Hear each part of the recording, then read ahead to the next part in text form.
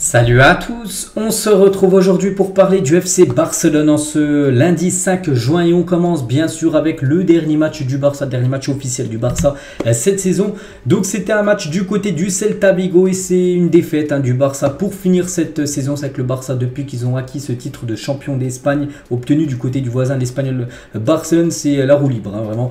Les résultats ne sont plus du tout bons, c'est vrai que voilà, bon, c'est des matchs sans enjeu, c'est vrai que la tête est ailleurs, on va dire peut-être la tête en vacances, on va dire côté Blaugrana. Bref, une défaite 2-1 donc Ansu Fati, l'unique buteur du match côté FC Barcelone, et du coup ce classement final du Barça. Donc le Barça obtient quand même 88 points sur cette saison, 10 points d'avance comme sur son dauphin qui est le Real Madrid. Donc 38 matchs, 28 victoires, 4 matchs nuls, 6 défaites, 70 buts marqués, 20 buts encaissé, meilleure défense bien sûr du championnat et plus 50 en différence de but. Donc voilà, une très belle saison bien sûr pour le Barça en plus qui remporte le championnat. Donc voilà, c'est vraiment seulement la fin de saison, je dis qu'elle est en roue libre côté Blaugrana. On va parler d'Ansu Fati, de nouveau buteur. Il a déjà marqué un doublé là, il y a quelques jours. Donc objectif en Liga, donc en gros but en Liga cette saison. Donc Fati, 7 buts en 1404 minutes en seulement 12 titularisations. Et Vini Junior, si on compare avec Vini, un joueur par exemple du Real Madrid, lui il a inscrit 10 buts en 2838 minutes en 32 titularisations. Donc on peut voir que les stats sont plutôt bonnes quand même pour Ansu Fati. On va dire en termes de buts, si on le compare avec les buts inscrits par Vini Junior. Et un journaliste, il a dit, Ansu Fati n'a pas dit ses derniers mots. Avec des buts, il demande à rester au Barça. Avec 3 buts lors des 2 derniers matchs, Ansu a montré une fois de plus qu'il était l'un des meilleurs buteurs de l'équipe. C'est vrai que il marque des points. Il a marqué des points, Ansu Fati, buteur hier, doublé lors du dernier match. Et voilà, il a marqué quelques points avant la fin de la saison, là, vu que Xavi, bien sûr, va décider concernant qui garde, qui veut qu'il parte du côté du Barça. Voilà, Fati a marqué quelques points. On verra si ça suffit tout simplement pour qu'il soit encore Blaugrana saison prochaine. On va parler de lui. Donc lui sera bien sûr Blaugrana saison prochaine, on espère. C'est Marc-André Ter Stegen et il remporte le trophée Zamora. Logiquement, de la Liga 2022-2023 revient notre mur Ter Stegen. 18 buts encaissés en 38 journées de Liga, donc il y en a 20 en tout, mais lui il en a encaissé 18 quand il a joué, c'est-à-dire les autres c'était l'Inaki Peña qui avait gaulé, on peut dire. Bref, donc si Ter Stegen n'avait pas joué aujourd'hui, donc le match hier contre le Celta, il aurait terminé la saison avec le plus faible pourcentage de buts encaissés de l'histoire de la Liga, parce qu'il a gaulé, parce qu'il voulait faire de nouveau un clean sheet et ça lui aurait fait un record par rapport au nombre de clean sheets sur une saison. Le problème, c'est qu'il a pris 2 buts et du coup, voilà, ce record, ça ne sera pas pour lui. Donc, Ter Stegen perd 2 records après le but du Celta.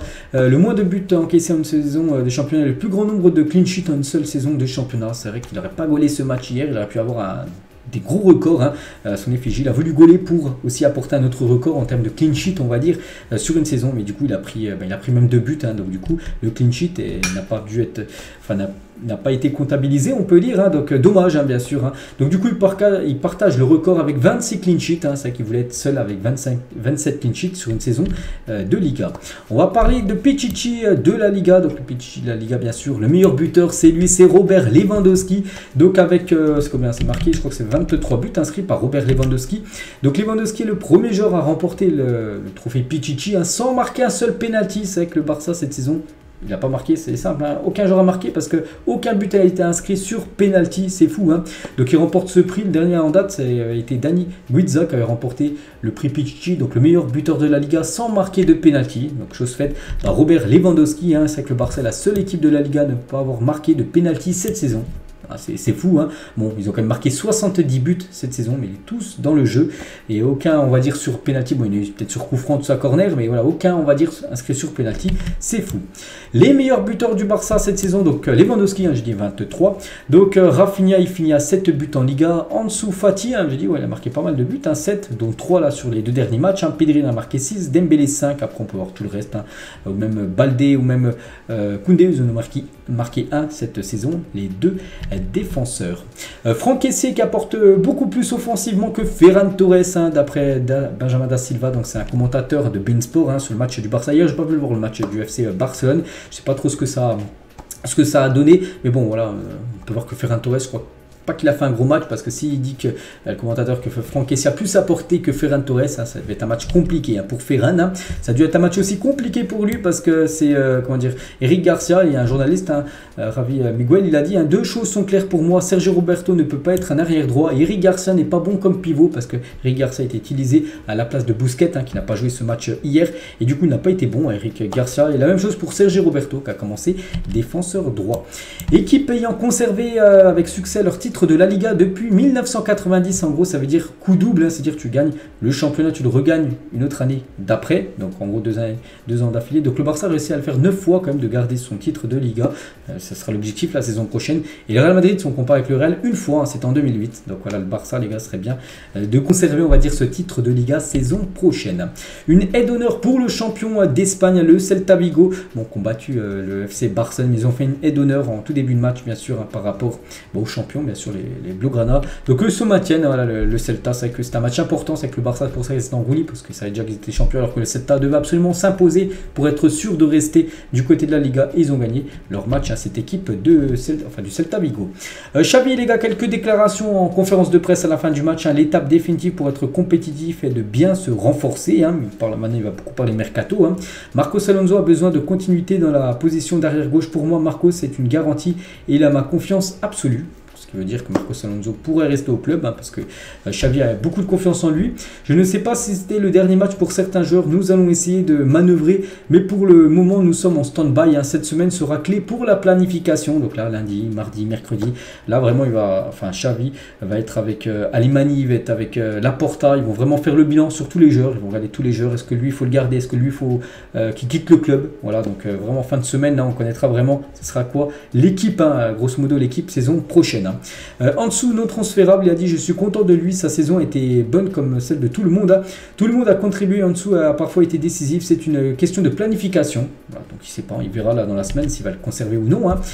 Il a dit aussi les 4 derniers matchs, rien n'a changé, nous avions déjà fait notre planification, hein. Cette semaine est finale pour voir ce qu'on peut signer, hein. Nous devons être justes et honnêtes, hein.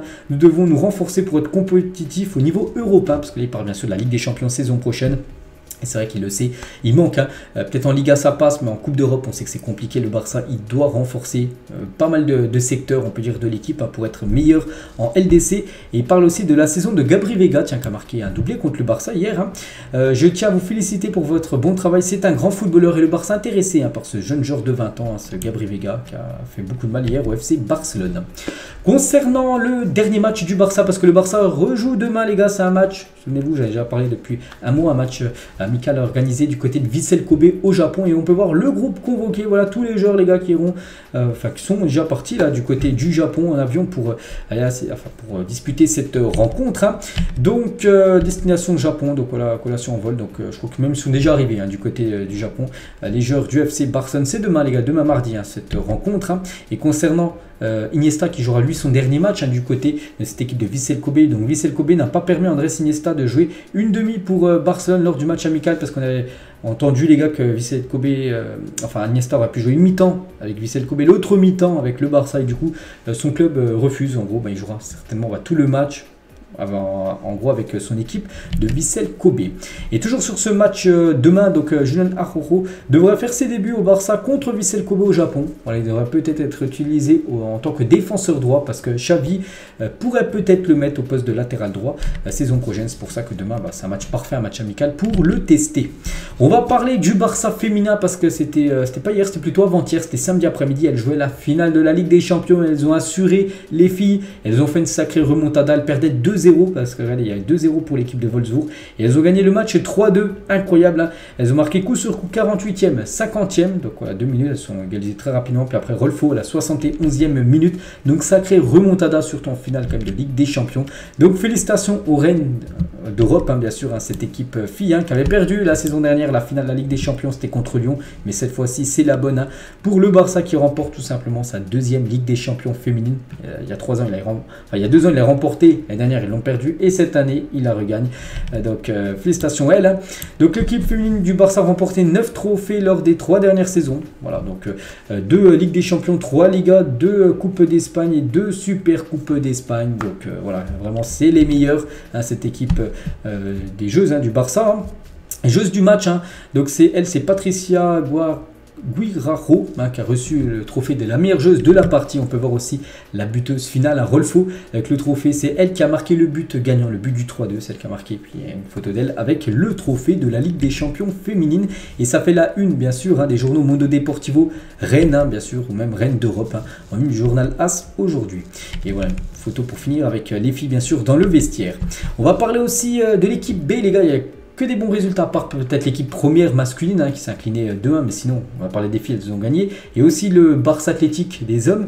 Donc ça jouait les playoffs, hein, pour monter en seconde division, et on peut voir qu'ils ont gagné, c'était un classico, hein, contre le Real. Ils ont gagné 4-2, hein, ce match aller, parce que cette fois-ci il y aura le match retour qui se jouera, je ne sais plus c'est quand, voilà, c'est dans quelques jours, hein, le match retour qui sera cette fois-ci du côté de Madrid. Mais voilà, le Barça pour ce match aller a gagné 4-2 contre le Real Madrid.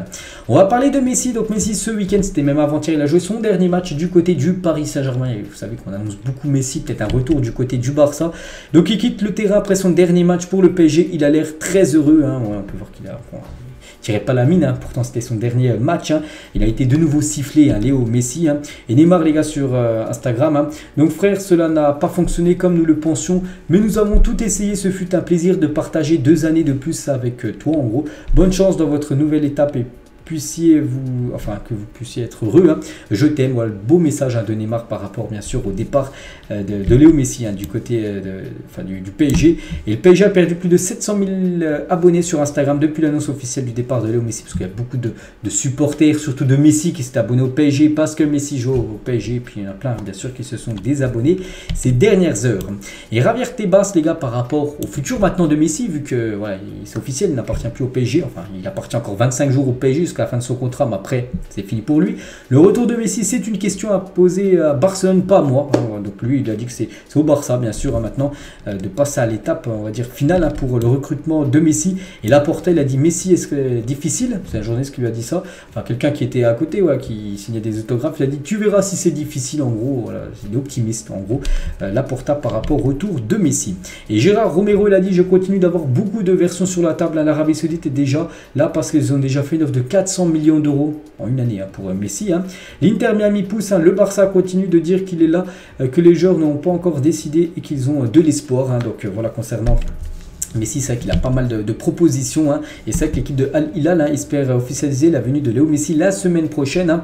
L'Argentin souhaite toujours revenir au Barça, mais le dossier est ultra compliqué, donc c'est pour ça.